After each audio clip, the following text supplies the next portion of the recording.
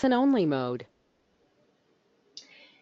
Welcome everyone to today's webinar. This is Kim Brown and I will be your moderator for our webinar. We still have a few people logging in, so we'll give one more minute for them to join us and then we will get started.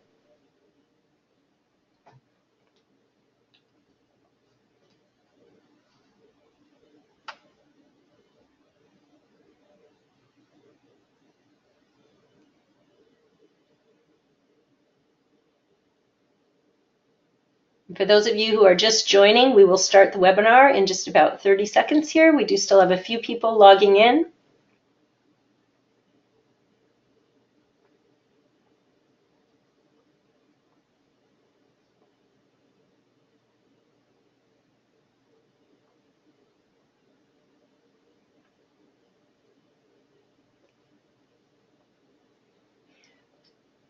All right. Welcome everyone. My name is Kim Brown and I am with the Rural Institute for Inclusive Communities, Transition and Employment Projects. I'll be your moderator for today.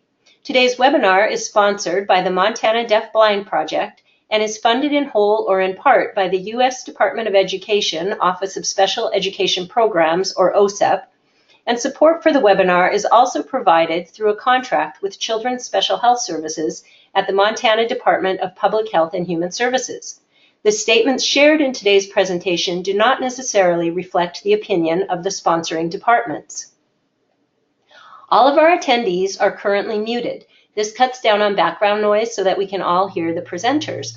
If you want to ask the presenters a question or make a comment, please feel free to type your question or comment into the chat box. And please note that only you, the moderators, and the presenters will be able to see what you have typed into the chat box.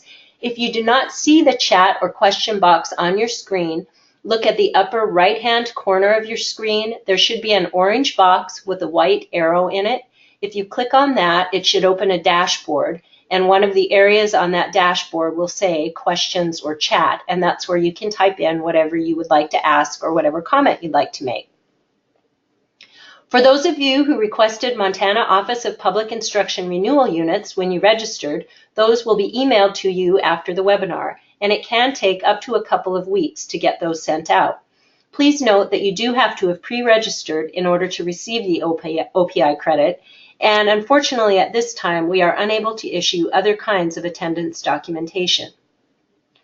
Today's webinar is being audio taped for the Montana Deaf-Blind Project and Transition and Employment Project's resource libraries.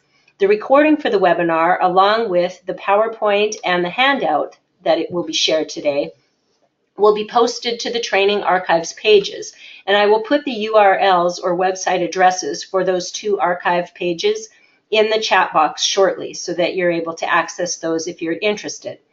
We'll post the recording as soon as possible. Please note it can take up to a week or two to get that recording onto the archive sites.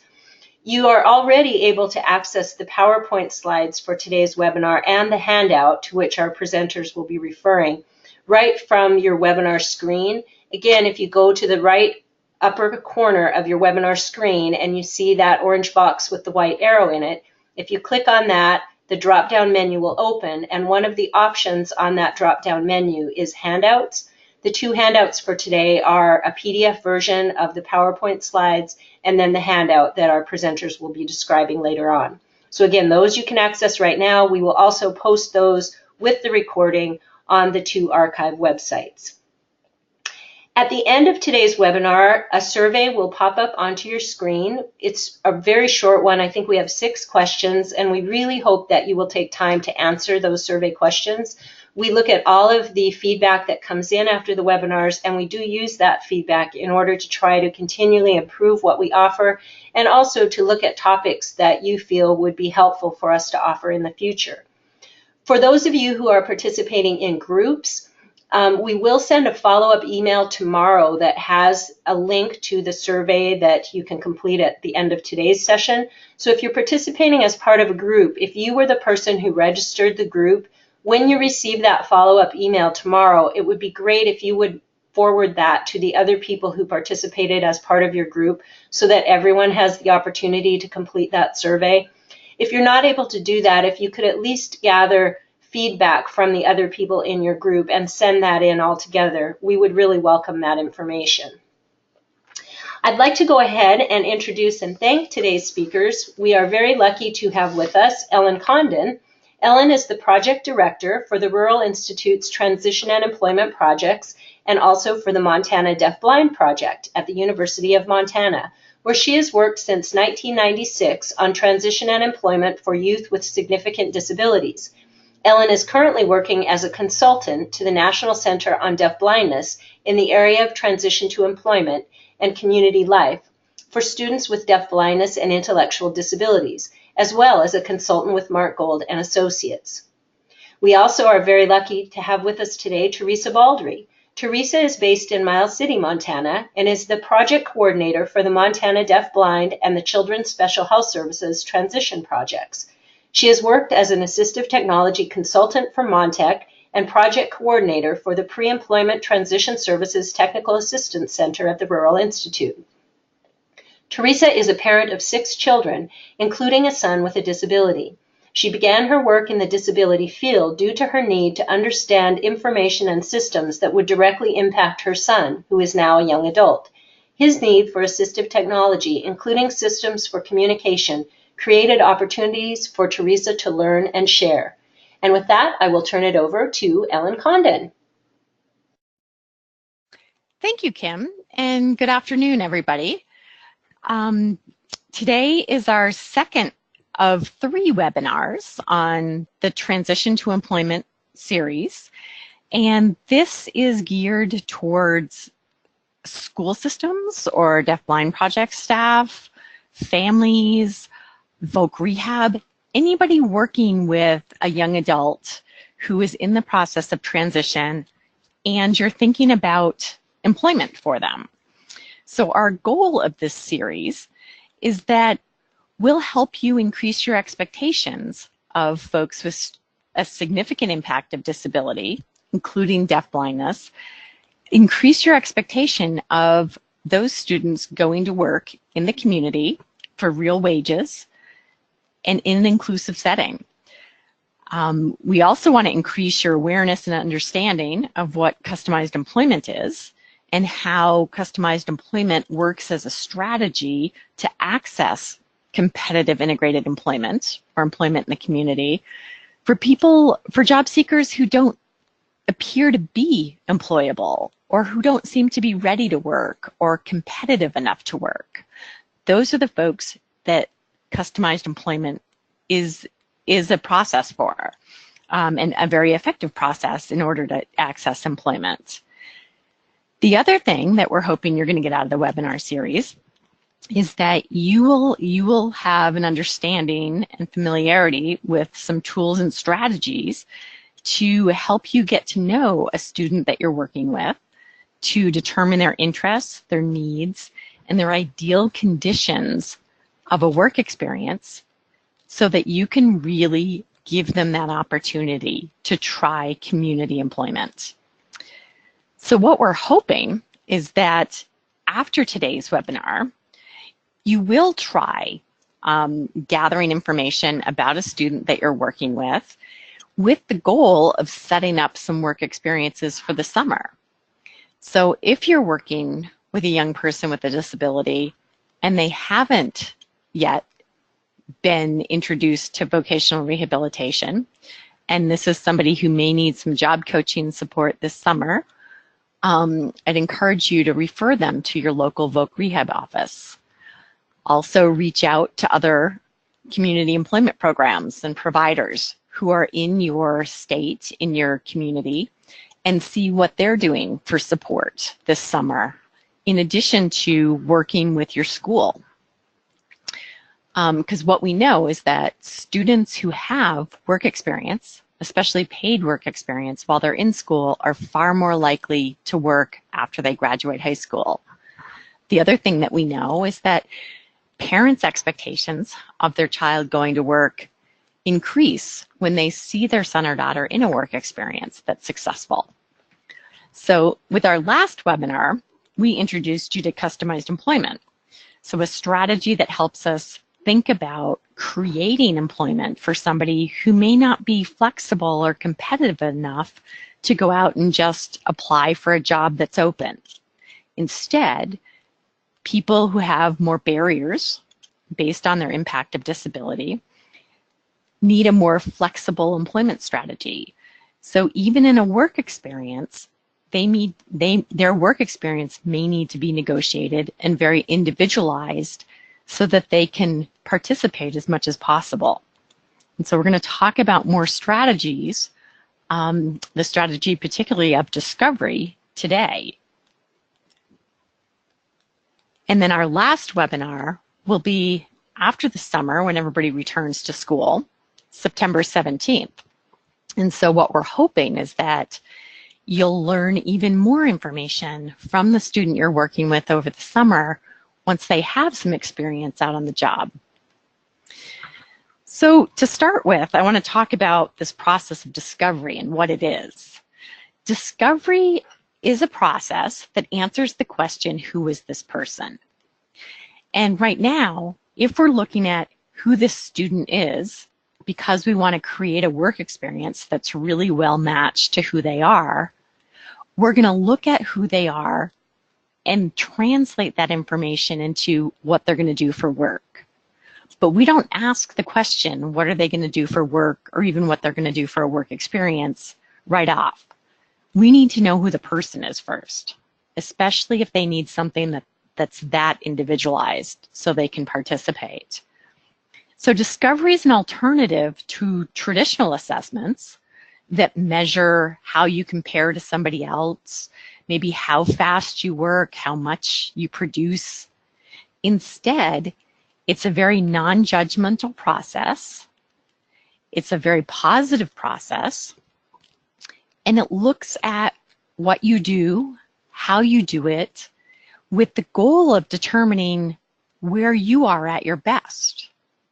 So for a student with a significant impact of disability, at your best may be where you're healthiest, where you're most alert during the day, based on how you manipulate objects and do tasks. What allows you to be at your best? What allows your body to move? What allows you to see or hear information or use your residual vision or hearing? We're also going to be looking at, what does this person do? And right now, with a lot of the students that people are working with out there, students may not have any work experience yet. They may not do anything that looks like work, and that's perfectly fine. We're going to look at what they do at home, what they do at school.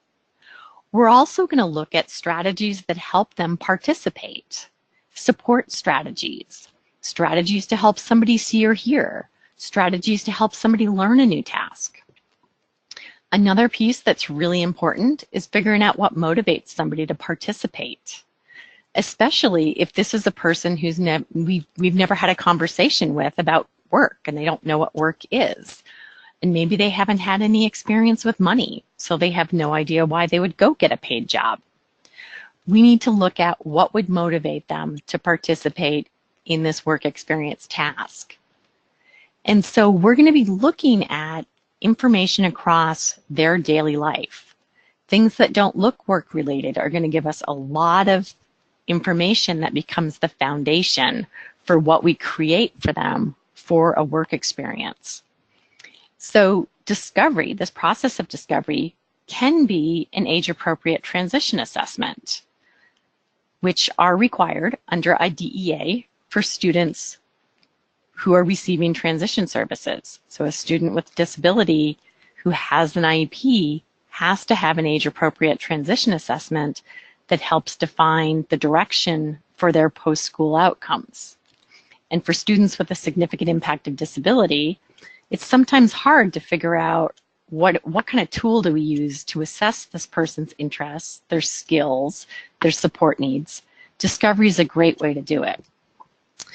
So discovery is also a person-centered planning strategy, and you're going to be doing some activities that may look very similar to person-centered planning or personal futures planning.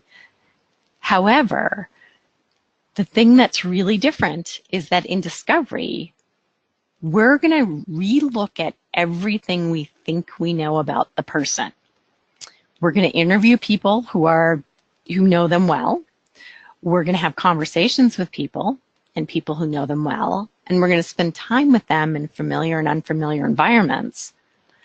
But we're going to collect information, some pretty factual information, that's really going to help us relook at any assumptions that the people who know this person well, or if I'm the teacher or the intervener working with this individual and know them pretty well, we're going to collect information that really gets us to relook at any assumptions we've had so far.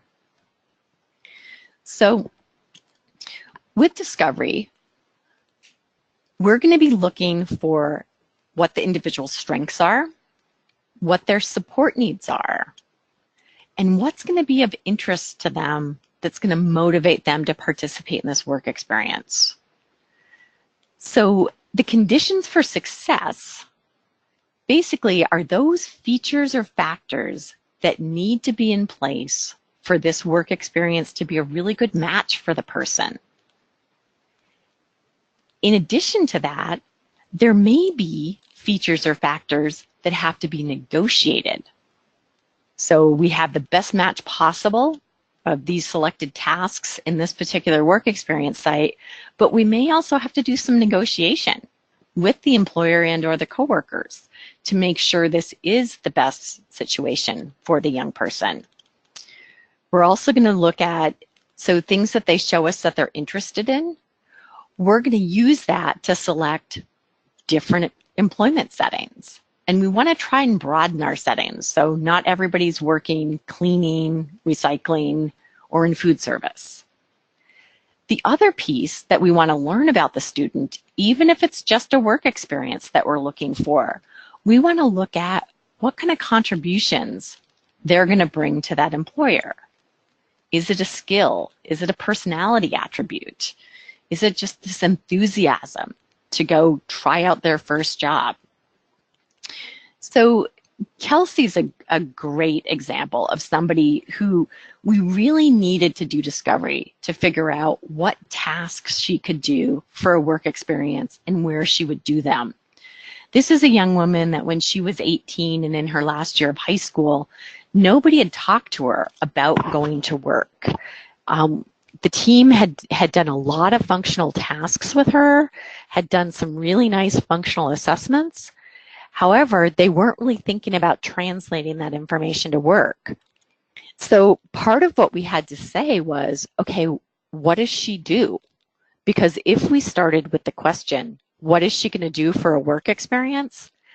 That was going to be way too overwhelming. And none of us, even me, who'd done a lot of supported employment and customized employment in my life, that would be too big a question to start with. So with Kelsey, we needed to know, what's her best time of day? So her nurse was somebody that gave us information and said she's most alert in the mornings, probably until the time of 11:30. So, part of Kelsey's impact of disability is that she has seizures. And if she's going to have seizures, she's going to most likely have them starting around noon. That was just who she was at the time.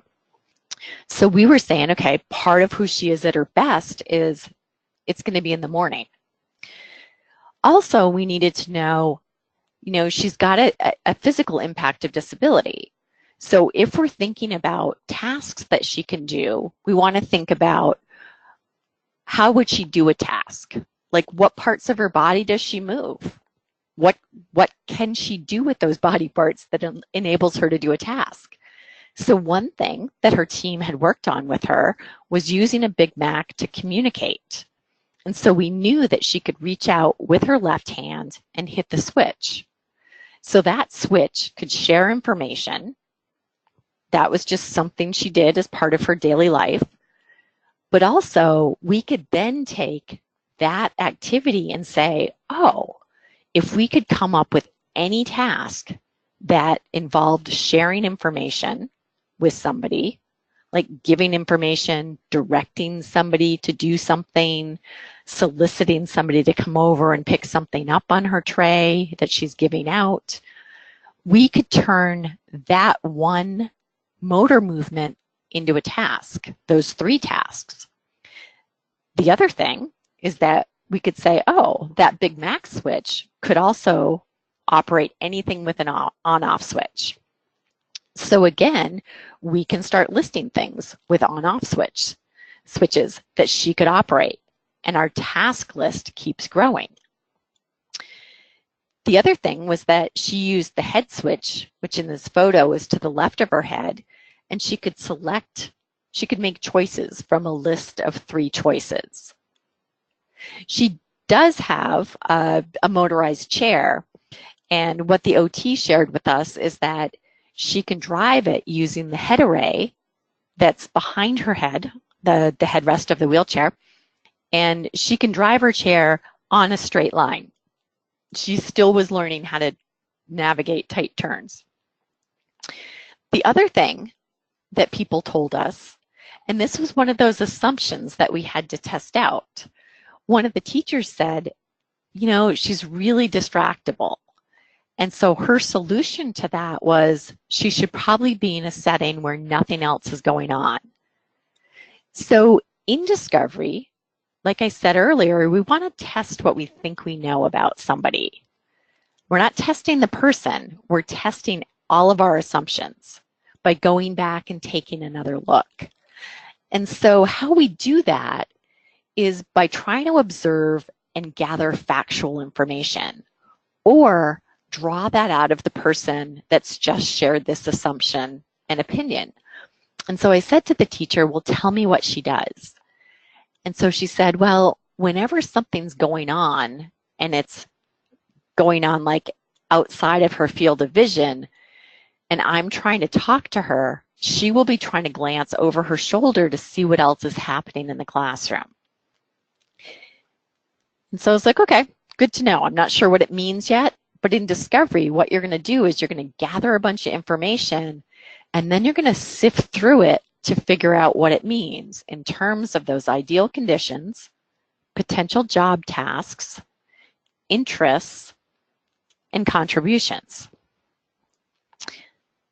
So for discovery, we had conversations with people who knew Kelsey well. We talked to the OT, we talked to the nurse, we talked to the paraprofessional. We spent time at her home and talked to her sister and her mom. And again, we didn't ask, what do you want to do, have Kelsey do for employment? We didn't ask that up front. And we didn't ask, what do you think she could do? What we asked instead was, what does she do?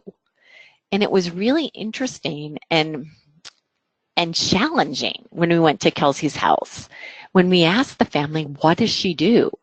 And they said, you know, our house isn't very accessible. So when she gets home from school, she either lays on the daybed in the middle of the living room so she can watch what's going on, or she sits on the floor with these supports. So again, she can watch what's going on. And when somebody needs something, like one of her nieces or nephews who don't verbally communicate yet either, she'll vocalize to let us know that something's needed.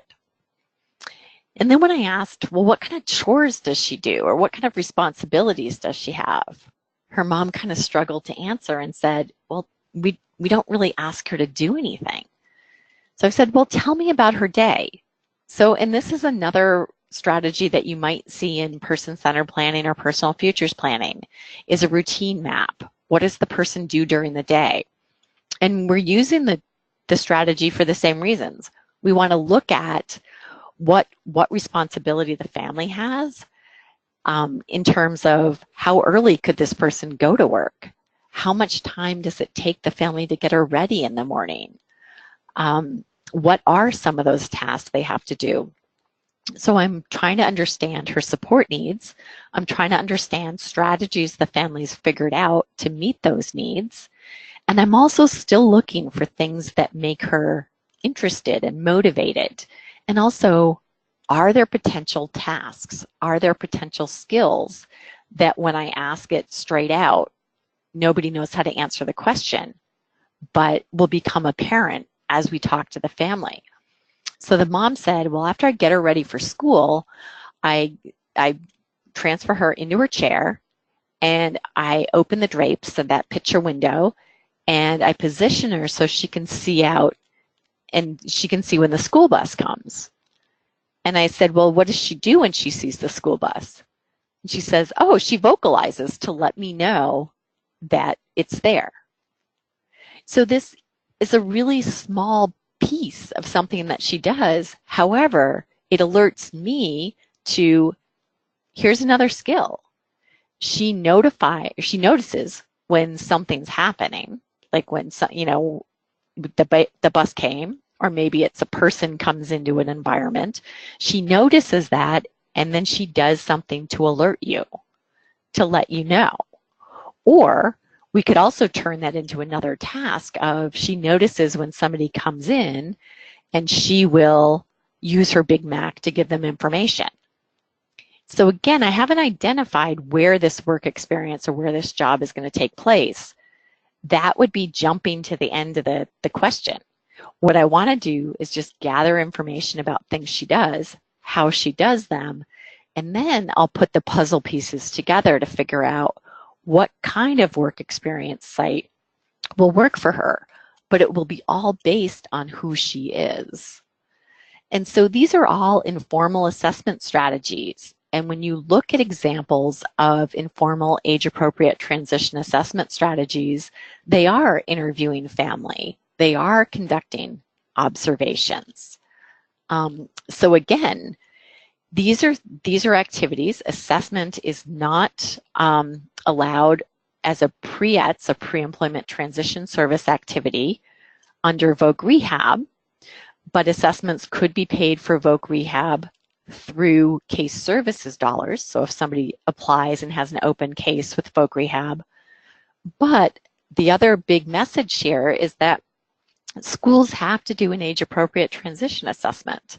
So the schools could also be doing discovery or hiring a community rehab program to do some of this discovery if you're working to collaboratively support transition for kids with a significant impact of disability. So, other things we do at somebody's house might be observe interactions with siblings.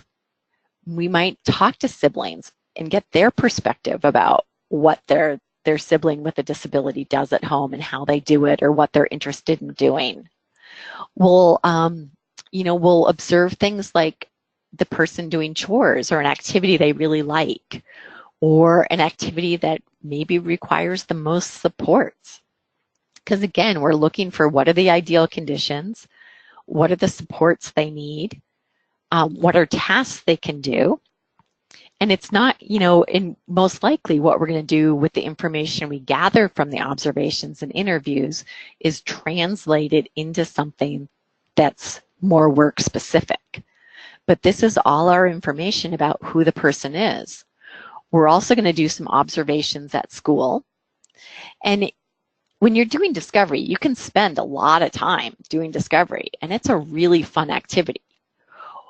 At this point, if you're doing discovery to identify what's a well-matched work experience look like for this individual, once you have the information so that you and the team agree, okay, we know what the ideal conditions are. We know what has to be in place for this to be successful for the person. And you have some tasks that that person can start trying. And you know what they can contribute. At that point, you've done enough discovery. So at some point, you have to cut it off and then plan for your work experience. But make sure that you are identifying who knows the person well. So it might be the intervener that works with somebody at school, a student with deafblindness. It might be the vision consultant or somebody who's working on orientation mobility or OT, PT, or speech. Families, definitely get the family perspective. The other thing is that you want multiple perspectives from different contexts and environments. We're all different in different environments, and so are students with significant disabilities. We also want to spend some time with the person in the community in an activity that's familiar and an activity that's not familiar. The familiar activity is going to help us understand what the person's performance might look like doing something they enjoy in the community after it's familiar. We might also learn about some connections they have in the community, because we all know we get jobs through people who we know. But when we're looking at it doing an unfamiliar activity, we're going to get a picture of who this young person is in a setting that's not familiar to them. So it's going to resemble what that first day on the work experience looks like. So as we're asking questions, we want to try to get the person who's answering the question to be really descriptive and narrative and non-judgmental. We really want them to share a description of that person's performance so that we can see it in a very factual way.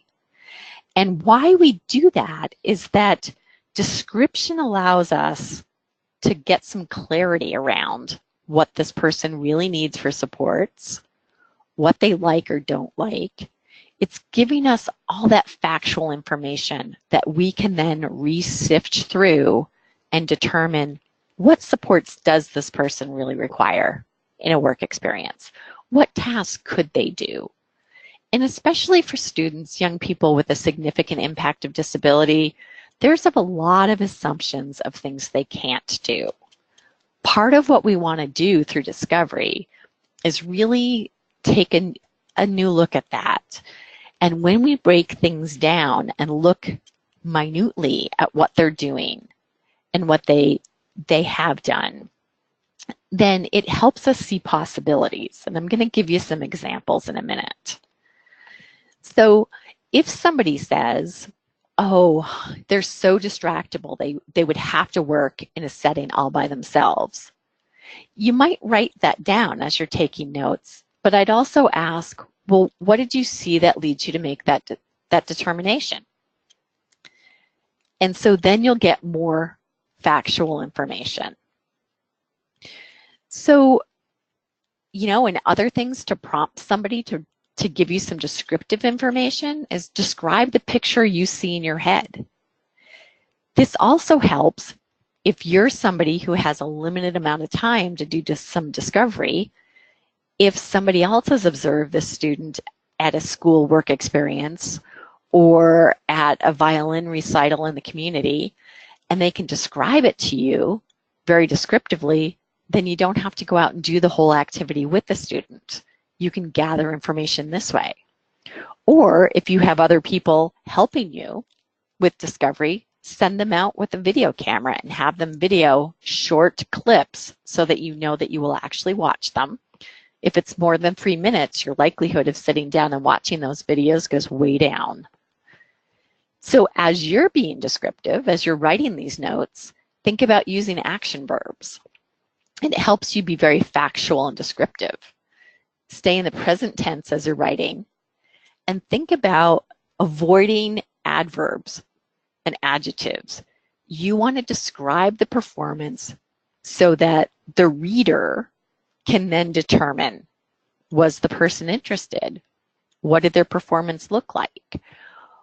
How is it quality performance?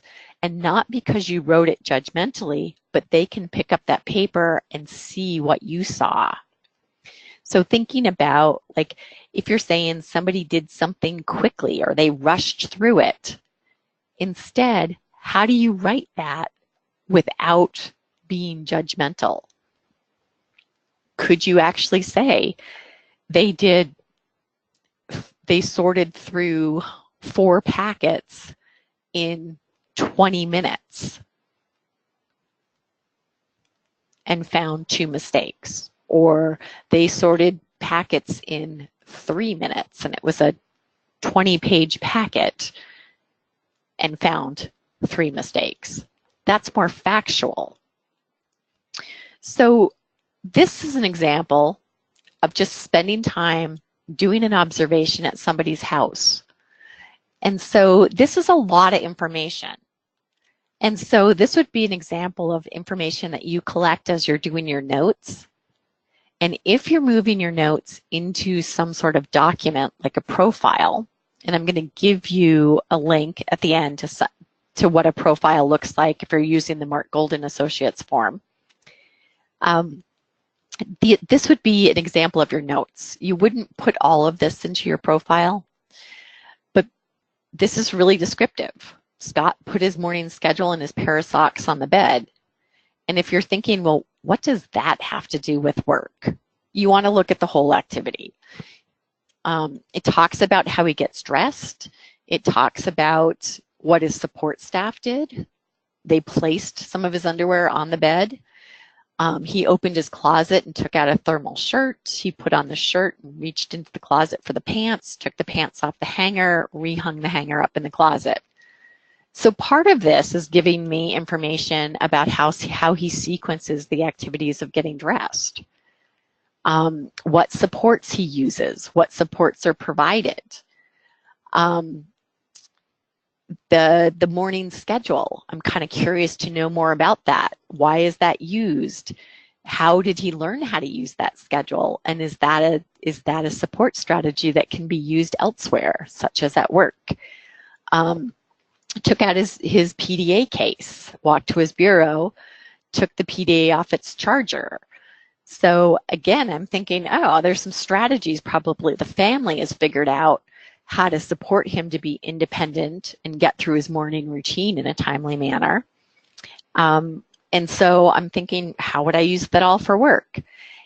But I'm not jumping to answer the question, what is he going to do for work? I'm just gathering information. So as I've gathered more information and I sift through it, I might summarize this down to somebody wakes him up at approximately 6:30 in the morning. However, they do have a plan for him to begin using an alarm clock to wake up on his own as he begins the school year. And also his support staff has programmed his personal device as a way to prompt him to wake up as well as to complete his routine. So interesting, the family's not doing anything around work, but this is information about support strategies that are effective for him that I would say, oh, I'm going to use that at work in the work experience site to support him to be independent and competent. And then also he checks his PDA or a typed sheet of paper first thing each morning for a to-do list of tasks. So again, I might be thinking, oh, it's a self-management strategy. And even though it's about getting dressed and moving through your morning routine, that's very applicable to work. So the robust description identifies the task being performed and it describes the person's performance without using judgment. And why you're doing this again is because you want to understand the impact of somebody's disability, how it impacts their performance, and also how they get things done regardless of the disability, and also what support strategies and accommodations and solutions have people who know them well come up with, because those are the same strategies and solutions that are going to be pretty effective at work as well. And also, when you start seeing families that are super clever about figuring this stuff out, invite them to help as you're brainstorming solutions for barriers at a work site. You're also going to pay attention to, are there people they talk about that they're connected to, that they have relationships with, people that can help identify employers that would support this person having a work experience or their first paid job at their business. You're also going to look at what's the person's interest in whatever this activity is that they're performing. And if somebody's doing things without being asked to do them, then that's a good indication that that's something they're motivated and they like to do. So here's another example of a descriptive scenario. So let me read it to you. And what I want you to answer at the end of this is, what are this person's skills? What are his support needs and what tasks could he do? So Damien can cook simple items with assistance. He cannot set the oven temperature independently, and care should be taken to assure that he does not burn himself. He cannot read the directions on the box. Damien requires one-to-one supervision to mix and prepare the brownies and put them into the oven. He cannot be trusted to cut the brownies with a knife. And this is an example that we borrowed from Mark Golden Associates that we use in training and discovery. So think about, what can Damien do? What are his skills? Can you visualize what his support needs are?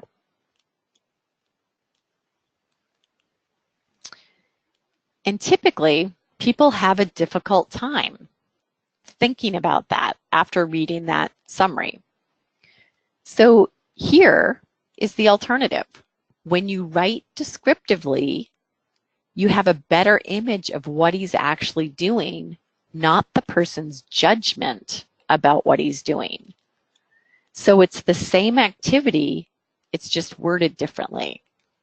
Damien selects the brownie mix from the pantry, finds a mixing bowl from the cabinet, and removes a mixing spoon from the utensil drawer after being reminded by a staff person.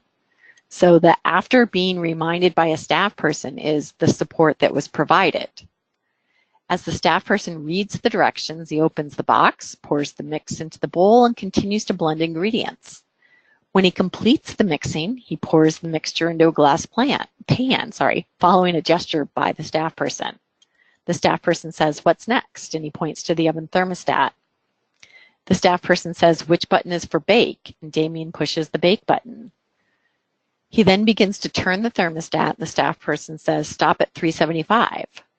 As he nears 375, the staff person said, "That's it," and he stops at a nearby indicator. The staff person says, "One more click," and he completes the setting. The staff person then asks, "How long do we cook them?" And he says 30 minutes. He sets the timer similar to the oven. When the timer goes off, Damien puts on an oven mitt on his right hand, opens the oven with his left. As he reaches in, the staff person says, "Careful, everything's hot." That's a very different description of performance than the initial paragraph summarizing the activity. So again, what I'm trying to hit home about is that if we leave the judgment out of it as we're writing these notes, it will allow you to see more possibilities. It will allow you to understand support needs better, things that work, that don't work.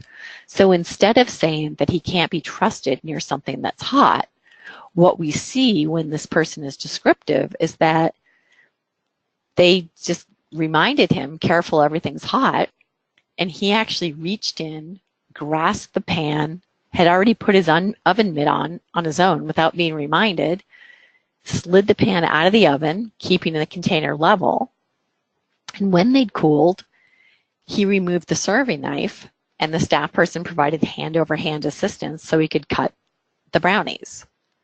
He looks a whole lot more competent after reading the second descriptive scenario. So you can see some of his skills and his strengths. You do understand his support needs better. And you can also be thinking, "Oh, I see some tasks." He retrieves items that he needs that are verbally listed or maybe from a list. We don't know if he can do that yet, but we'll know that after we do discovery. He pours things, he mixes things.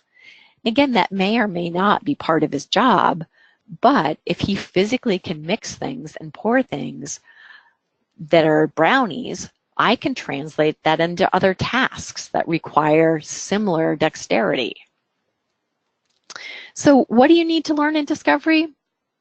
Well, the end goal of discovery, if we're looking at a student in transition, is to develop several well-matched work experiences for them. So what do we need to know? We need to know what's going to motivate that person to participate. When we were working with Kelsey could outweigh anybody if she didn't want to do something. So we had to figure out what would motivate her to go to work and do the tasks at work. because there were tasks that she did using that switch. They had her shred, they had her staple, and there were days when she was just, nope, I'm not doing it. What we did use was that information the teacher had shared, that she always liked to know what was going on around her. She always wanted to watch the action. So we knew that one of the conditions for her to be at a work experience site and to actually participate was that she had to have some sort of people watching opportunity while she was working. Otherwise, at least at first, as she was in the work experience longer, then she would have worked with nobody around. But initially, to get her to participate at all, there had to be some good entertainment with it too. You also need to know in Discovery, what are the tasks that you're going to look for or ask for or negotiate in the work experience? So what can this student physically do based on their impact of disability? What do the materials have to look like? What situations going to allow them to be at their best? So you want to be able to define what are the characteristics of an environment that's going to work best for your student. So if you have a student with low vision, are you looking for environments that have different lighting?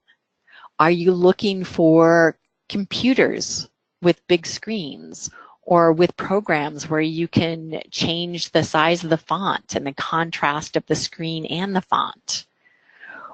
How does somebody's hearing deficit, how does that impact what works or doesn't work in an environment for them? Somebody's communication.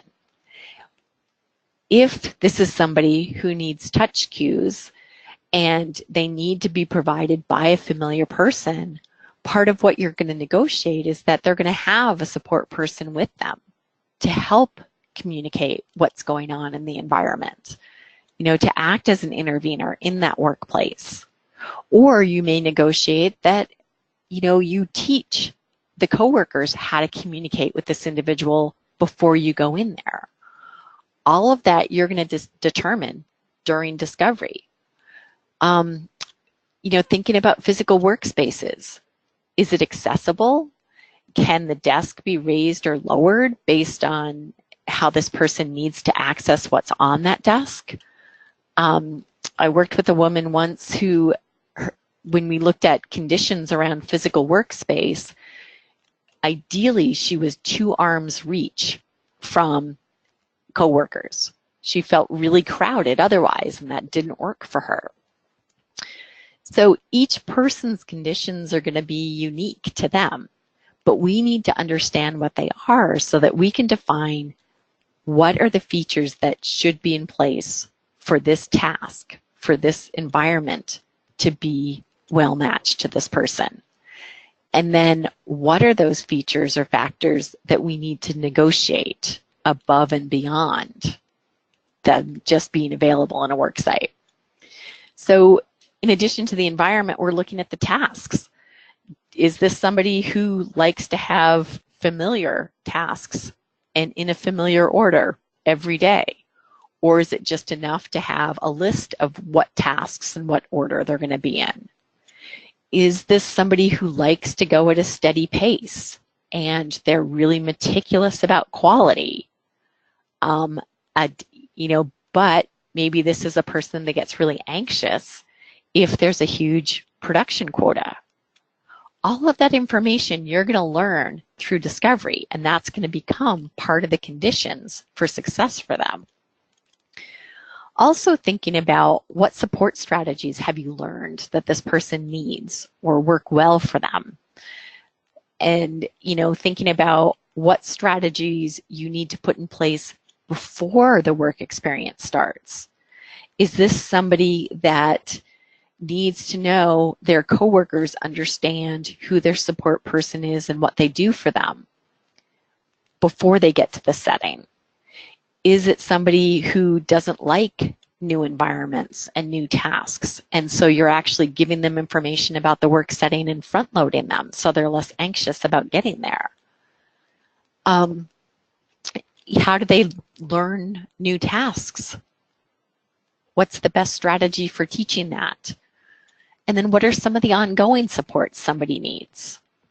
Is there some, does somebody need assistance traveling across environments that may be a little cluttered?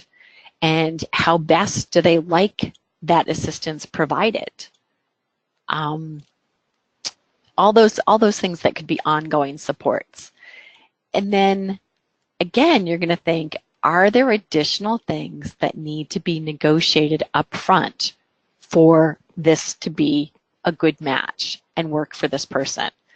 Because what we know is that people who need an individualized job will also demonstrate different levels of performance between a job that's well matched to who they are versus one that is not a good match or doesn't hit it 100%. An example of this is, this is a young man who was part of who he was in high school is he participated in Special Olympics, and even for a small person was very strong and could lift, like bench press, like 140 pounds. And he was highly motivated by demonstrating how strong he was. So getting to pick things up and move things around that were heavy really motivated him. But environments that had tasks that he perceived as women's work didn't motivate him at all. Or if there were unclear expectations, his performance, he would look like he needed a whole lot of support or he wasn't motivated to work. So what we know is that when somebody's in a well-matched position, we're going to get a better picture of who they are at their best and what they can do. And also employers and parents and the person themselves will get a better picture about what they're capable of doing for work in the community. Another example of a well-matched position was another young woman in high school, and her team went out and negotiated their first work experience. And they did great. They went to the employer and they talked about what she could do and they talked about her contributions, but they weren't yet clear. They knew her, but they hadn't really organized what the ideal conditions of performance were for her. So they said, we got her this job. She's unboxing shoes and basically taking the stuffing out and putting them back in the shoe and then putting them back on the shelf. And she is so excited because she loves looking at all the new shoes. And so they said, come out and see it. So I get there, and what I'm watching is that the paraprofessional who's functioning as the job coach takes the shoebox off the shelf. They remove the cover, they remove the shoe and hold the shoe, and the young woman reaches out with one hand and takes the stuffing out, throws it in the trash, and then hands the shoe back to the job coach. The job coach still is holding the box, and then hands the young woman the other shoe, and she takes the stuffing out, and then she hands it back to the job coach, who puts it back in the box, puts the cover of the box on the bottom so you can see the shoes, and then puts them on the shelf. And so this young woman is so motivated to be there because it's really cool and she can see all this new merchandise. But as people are walking by, you kind of see the expression on their face. And I'm thinking, I bet they're thinking just what I'm thinking. Wow, what a nice employer to let that young woman who uses a wheelchair hang out here. And wow, that person has a lot of patience helping them do their job. But what I'm thinking is, oh my gosh, she's got so many more skills. What we need to do is clarify what are the conditions for a task for her. How does she use her hands? And so as we look back and describe, she grasps anything up to 4 inches wide between her thumb and her middle finger of her right hand. Her left hand functions to hold or stabilize something, but it's not weight bearing. So, and also she can reach, and her chair goes up and down, so she can reach things and put things away on the top shelf. She remembers where everything is in the store because she's so motivated to look at things that she might want to buy with her first paycheck. And she is adamant about not putting things on a shelf where they don't belong. So the school was like, oh yeah, okay. So they went back and renegotiated different tasks. And so then the woman could do it all independently once the job coach gave her information about what was correct performance. So if we're not clear about what those conditions for success are, we may not negotiate or identify tasks that this person will show, like how competent and independent they can be. So we really want to focus on that. The other thing we're looking at in discovery is really challenging those assumptions of what we think we know those person's limitations are. So for the young man, Jack, his family was saying he needs to have somebody with him at all times. He needs staff supervision to make sure he's appropriate with women and he doesn't wander off and nobody steals him or hurts him, and to remain on task. Or somebody would say, you know, due to her lack of safety skills with strangers, she needs to be in a supervised setting, so a congregate setting. These are solutions that people have come up with, but they limit what that individual could do. So instead, if we go back to really understand somebody's fear about what would happen if this person wandered off, or this fear about this woman lack of stranger awareness, then we can look at how do we come up with solutions that enable them to be competent and safe and for the family to be supportive of that person at work. So Jack does best in an environment where the rules are clear and enforced. We gathered that information by talking to the paraprofessionals who supported him at different in-school and out-of-school work experiences. They shared stories that gave us information that we were able to say, is this a condition? And the people who knew him well could say, yeah, that's it. He works best in settings that are mostly male, working around the same few people daily.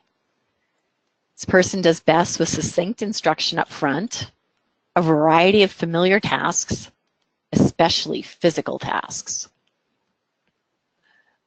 Another support need is an ideal condition of success is to have a predictable schedule and a coworker nearby to remind somebody to check his list if he looks lost or if he's not at his workstation. If you're in an environment where people work in close proximity, this isn't a big ask. People could just do that. However, if you're in an environment where people work alone, out of sight of each other, it's not going to be a good match if this is your ideal condition at the top, that you may need a coworker to remind you to check your list. That's part of why you do discovery and identify what are those factors that are going to help set up success. So for somebody who people believe they need supervision all the time, with discovery, what we were able to find out is that somebody could be quite successful in a workplace with familiar, consistent people, coworkers, and no interaction with unfamiliar people. So if we're fearful of this person's interaction with strangers or their interactions with the person, if they're just in a work environment with familiar people that's not open to the public, problem solved. So part of what discovery does in letting you rethink some of the assumptions is also come up with different ways to solve the support problems or support people's impact of disability. So you're going to be doing initial discovery to know enough about the individual to have a template for that ideal work experience for them. But then when you go out on the experience, you're going to learn even more about this person. And that's an example of expanded discovery. So you could be using different strategies such as, maybe it's somebody who you want to know more information about how they would use assistive technology. Having an assistive technology assessment could be an activity of expanded discovery, or having a work experience or an internship is going to be expanded discovery, and you're going to learn more about the person from that. So work experience, although it's a transition activity, and work-based learning is one of your pre-ETS activities that's fundable by Voc Rehab for all students with disabilities, even if they don't yet have a open plan with Voc Rehab. That can be a funded activity through Voc Rehab. Although job coaching is not fundable under pre-ETS, you have to have an open case with Voc Rehab if they're going to be paying for job coaching. But your school could provide job coaching. So work experience, again, is going to give you more information about who this person is and allow them to experience work in the community, to realize that they can be successful in a setting alongside coworkers without disabilities, and they can make contributions to work environments. So it's going to it's an activity that raises the expectation of employment for all. Giving people a variety of experiences helps them to grow their task list, helps them identify what they like and they don't like to do for tasks, for work. It allows you to feel out what kind of environmental modifications are needed and aren't needed. And also, work is such a great place to be looking for teaching other skills. Like, what a better place to learn how to communicate using your new vocal output device than work, when you have to go ask for help doing something, or you have to communicate with a coworker that you like. Money management, what a great opportunity when you get that first paycheck to think about, what do I do with a paycheck? How do I get the cash out of this paycheck? What's savings? What's a bank account? How do I buy my lunch? Time management. There's so many things to work on outside of the school setting when you're at work. Or if you're doing a work experience on a school campus, there's lots of things to work on as well. So some of the resources that I put in here for you, the first one is an article that was done by some colleagues in Eastern Kentucky that talked about using discovery and customized employment with students in a Kentucky campus-based high school. The second article is written by Michael Callahan, director of Mark Golden Associates, that talks about what discovery is. And the third link takes you to a blank vocational profile that's on the Mark Golden Associates site. The two handouts, the first handout that's attached to this today is the PowerPoint. If you wanted it to refer to later or share, that's fine. The second handout is an article on if you are doing unpaid work experience in a for-profit setting. You cannot volunteer in a for-profit setting. You're doing unpaid work experience there. The Supported Employment Leadership Network put together some information to make sure that you're doing it legally, so that the school doesn't get in trouble and the employer doesn't get in trouble. So there's certain restrictions. You are allowed to do unpaid work experience when you're learning specific skills and trying some things out. So it's part of your education plan, as long as you're not displacing a paid coworker, so somebody who would have been doing those same tasks as a job, and you're not making a contribution to the business. So that information you should be familiar with before you go out negotiating unpaid work experiences. So why don't we go ahead and open this up for questions? I haven't been watching the chat to see if people have been typing in, but I know Kim has. Hi, Ellen and Teresa. This is Kim. We don't have any questions yet, but if anybody has any questions or comments that they would like to share, please feel free to type those into the chat box or the question box. If you don't see that on your screen, look to the upper right-hand area of your screen. There should be an orange box with a white arrow in it. Click on that box and it will open a drop-down menu. And one of the options should be chat or questions. That's where you can type in. whatever you would like to ask or whatever comments you might have. And it also might be a chance, I don't know if Teresa, if you had information that you were going to add. I'll go ahead and mute myself. Sure, I can jump into some thoughts as far as what I'm using when I'm doing discovery. One of the ones that struck me that Ellen brought up is the reading reports last. A lot of times in other work that I've done, we feel like we're preparing and doing our best work when we are getting to know this person before we ever get to know this person. So I even struggle with myself now in other work I do when they want me to read a packet of information about this person before I even go and meet them. My preference is really to go and meet them without the burden of assumptions. We can't help but to read through a person's information and start to make assumptions about them based on what others are telling us. So it's a different way of approaching things, and there's great value in that. So if there's something that I'd hope you take it away would be to sit on those reports. You're going to go back to them, and you're going to use them to see if you've addressed all of these barriers that people may be bringing up. But you're not going to start there, and it's so important not to go forward with the assumptions that have been there in the past, because that can end up taking us down the same roads. Another one that I had marked for myself to bring up was the value of an unfamiliar person coming in doing observations. When I'm meeting with a family and I'm going through routines and activities, these are activities that are now familiar and routine to them. So they don't necessarily see the steps that a person is doing. Where if it's an observer, you're not expecting anything. So you may catch pieces that they've become accustomed to, but you can see value in it.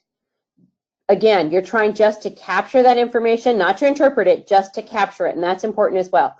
And then the last one that I put down is one of the techniques that I like to use, and I think my preference to use it is because it surprises people. It catches them a bit off guard. When we're interviewing people and asking them for information, they become accustomed to our asking for what are the barriers, where is it that this person struggles, what do I need to know if I'm going to help this person. When I start with a different approach of, I'm going to need your help with an activity because I haven't got to do this activity with this person. I want you to think of a time when you're with them and you would consider it your best day. This was one of the best experiences you have had with this person. Now, again, I want you to visualize it in your head, and I'm not there, so I'm going to need your help. And I start with them telling me about the environment, where they are, what that looks like, are there other people there? And I start with that intentionally because then they're just giving me some factual information, and they start to be more easily able to just share with me. Then I might move to what is it that the individual is doing and ask them then about what is it that they're doing. And the questions are intended to help them share information. And a lot of times just by giving those questions, other questions will come to me that I need them to share to help paint that picture of that best day. So those are a few things that I wrote down, Ellen and Kim. Thank you. Thank you, Teresa. Those are great. Okay, and we have, speaking of great, we have a great juicy question that's come in that hopefully both of you will be able to spend some time with. The question is, how would a person address student behavior during work, such as aggression or self-injury? Teresa, do you want to go first, or do you want me to go first? I always want you to go first, but I'll jump in. Okay. It literally happened with me just this week. So this wasn't a case where I'm being called in to do discovery. I'd been asked to do a different process for vocational rehabilitation. So not following my intuition, I did take a look at this person's report, and I'm now scared to be going and meeting with this person because of what I've read in this report. So for me, I've got assumptions, which I don't like. And so, there's a great opportunity to remind myself of why I don't do that approach. But that was an expectation that I had going in to meet this person. I'd want to know, I guess, somewhat about the environment, because the nice piece that happened that I did arrange was that we met in a location of this person's choosing. So it would be somewhere that they would be comfortable meeting. So I think environment plays a component to self-injury. A second piece to me that plays a component there is communication. So does this person have behaviors communication? So does this person have another way to share a dislike? Have they been given that opportunity with communication to disagree? So those would be things that I would think about, and I'll let you jump in, Ellen. Okay, I totally agree with everything Teresa said. And if we're doing discovery, or we will be doing discovery on people that don't have a good communication means and may use behavioral as communication, or they may have a pretty significant behavioral reputation, part of what I want to look at is understanding that behavior. If it's, I don't really care what it's labeled, but I want to know, okay, when does it happen? What does it look like? What helps? What happens before that sometimes may trigger that? In what environments would it be less detrimental to the person and the people around them? What strategies work well when you start to see somebody escalating? And those are things that, first of all, once I understood all that, and I think when I've done discovery on people that had behavioral reputations, what I found was that if somebody had done a positive behavioral support plan already, a lot of what I would want to know that I would typically get through discovery, somebody else has already done those observations and will have some of that information for me, written, very observable, and it will be very positive in terms of these are support strategies that work. These are things that you can do to help prevent the person from expressing themselves by punching a wall, throwing things, whatever's going on. So I'd want that information, and then I would take that information and translate it into ideal conditions for success. So, thinking about somebody I worked with in the past who has a behavioral reputation, and when he gets anxious, he might reach out and punch a wall or something. And again, it's, as Teresa said, it's communication. And so I know I'm going to do as much as I can to prevent it from happening, but I want to make sure that I don't set this person up and put them in a work environment where if that's what happens, they lose their job, or, somebody, presses charges against them or something. So what I would do is look for an environment that's sturdy, that there aren't breakable things around. I'd look at what types of things tend to, elicit that person's attention to break and try and avoid those things. And then also look at what things prevent it, like knowing exactly what the expectations are, giving notice if they're going to change, and try and build that into some of the support. And then also think, okay, that still maybe I may need to negotiate some things over and above with an employer and say, okay, if this person's having a really awful day, I'm going to have them call in and not come in that day, because what we've seen is that if the day gets off to a bad start, it keeps rolling. And so the likelihood of it's going to happen at work is high. So I'd negotiate that up front. Or I might negotiate, okay, we will do everything we can to support this person to not break something, but if by chance they do, the support agency will cover the cost. That would be an example of a couple things you might negotiate over and above.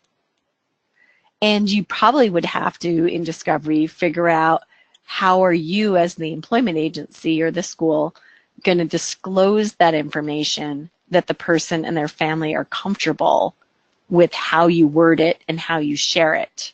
Because you'd probably want to disclose some of that up front with an employer. So I hope that answers the question. But yeah, that, I think in discovery, we're looking for information about where the person's at their best. You also want to understand where they're at their worst, and not to exclude them from employment, but to look at where they're going to be most successful. And not getting, charged with assault and not getting fired would be success in that example. Thank you, Ellen and Teresa. I just think this question is such an excellent one because all the years that we've worked together doing discovery, it seems like we've faced this a lot, and all of the things that both of you have mentioned really ring true. And I think of some of the things over the years that we've found helpful for individuals, things like I remember years ago when our colleague who is an occupational therapist figured out that one of the young people with whom we were working needed to go swing on the way to work because that helped regulate the person's nervous system before they walked into the workplace, and it allowed them to be in a better space and calmer at work. I think about examples where we didn't learn, where the work experience truly was a part of discovery, and we learned about some of these support needs during those initial work experiences, like the young man who was doing so well at his work experience at a restaurant, and then the job coach received a phone call one day from the employer saying, we don't know what's happening, he's kicking things around, he's throwing things, we've never seen this before. And through really sitting down and doing some sleuthing, figured out two things. He didn't know how to interact with women in the workspace that he liked. He'd never learned because he hadn't had access to any kind of relationship education or sex education. He hadn't learned how to interact with ladies he liked, and so he was getting in trouble and frustrated. And also he was working at a really busy time of day where he would clean and straighten everything, and customers would immediately come and make another mess, which he found very frustrating. So all of that became valuable information that we could then use in preparation for the next experiences for this young man. Any other questions from any of our audience members? We do still have a bit of time if you'd like to type something in for Ellen or for Teresa. Yeah, and Kim, I want to add something based on what you were just saying. I think sometimes when we're talking to families and trying to gather information about maybe some behavior or something that they're really hoping isn't going to happen, and they're really afraid that maybe if they share this information with you, then you're not going to pursue employment for their son or daughter. I think part of what we need to do in discovery is really help the families see that the information we are gathering is only to set the person up for success. It will not be used to exclude them. We believe that everybody's ready for employment, but most of us, probably all of us, do better in a setting that really matches who we are. And for job seekers who have been, written off for a long time as being unemployable, it's critical that we set them up for success. Because oftentimes in our service systems, people have only gotten one chance. And if it didn't look like they succeeded, even if it was our meaning the professional's fault, because we didn't figure something out ahead of time to set them up for success, people never got another chance. So families may be reluctant to share some of that information with you, but I think we need that information to set people up for success. We try not to learn about some of that on the work site, but Most of us will have several examples of it, even with good discovery. But really, explain this process to families and to teachers and to the person about why we need to know some of this information and how we're going to use it. Great. Okay, thank you. We do have a couple more questions that have come in, and then we'll get final remarks from Ellen and Teresa, and then I just have a few housekeeping things before we wrap up. The next question is, what do you do when businesses do not want to allow work experiences? Locating places has been a big challenge. Yeah, and I think when you're doing work experiences, employers they don't have to allow it. But I think, for schools, what a great partner, as you're thinking about partners in transition, would be some of your local businesses and talking to businesses about how this is going to benefit them.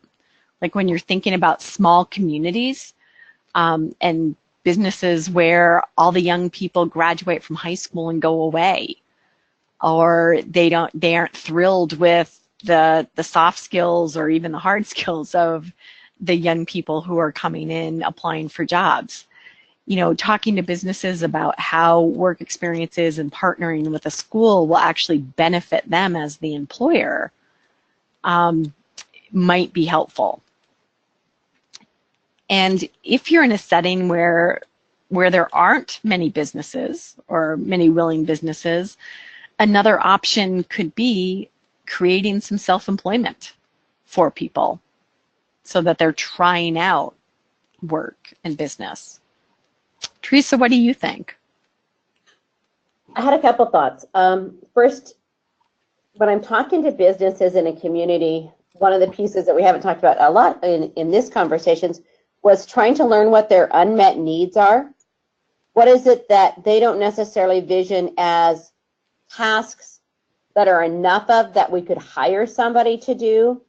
But boy, it would really be nice if somebody could do this one thing for us. That would free up so-and-so's time, because I have skilled workers, but they're getting bogged down doing this one task. So trying to learn from a business where they might need some support, why they maybe could use a person for a little bit of time. And I think the other piece, especially in small communities, is making sure employers don't feel like they're going to be abandoned, so that you're going to bring a student there and they don't know what to expect, and that they're not going to have somebody there to support them.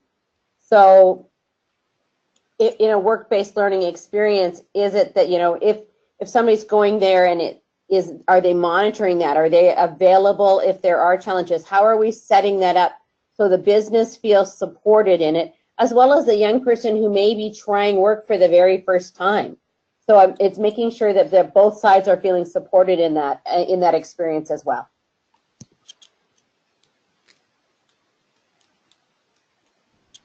Okay. Any final comments from either of you, Ellen or Teresa, before I wrap up with a couple of housekeeping items? No, I just encourage people to really take this information back and go spend some time with people that may have been labeled unemployable or aren't expected to work in the community, and really think about how could you use these strategies to get to know them in a way that would enable the team to really think about what they do in community employment.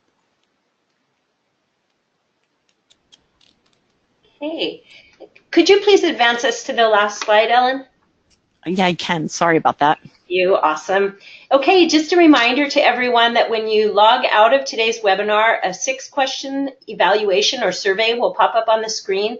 Please do take the time to fill that out. If you're not able to do so today, a reminder email will go out to everyone who registered tomorrow, and that will include a link to the survey as well. If you're participating as part of a group, we would love to hear answers to those survey questions from everyone who is part of your group. So if you could share that survey link with them or share the survey questions, we would really appreciate that. The next webinar in this 3-part series will be translating the information learned in Discovery into characteristics of a well-matched work experience. and that will be held September 17th from 1 until 2:30 Mountain Time. Registration is open for that already. The link was sent out as part of the series quite some time ago. We will send out several reminders over the next few months, so you'll have lots of opportunity to register for that. And also, if you are part of the Montana Transition email list, you will receive invitations to sign up for that webinar. If you're not part of the email list and you did not ask to be added to that email list today, send me a quick email and I can get you added to the list. The recording from today's session will be posted to both of those training archives pages that I mentioned at the beginning. We have the Montana Deaf Blind Project training page and also the Transition and Employment Projects training page. I put the URLs or website addresses for both of those archive pages in your chat box. Again, it can take a week or so for us to get those recordings posted. The handouts will be posted as well. I would like to thank both of our presenters today, Ellen and Teresa, for the fantastic information that you both shared with us. And thank you to all of our audience members for taking the time out of your busy day to join us. Have a great afternoon, everyone.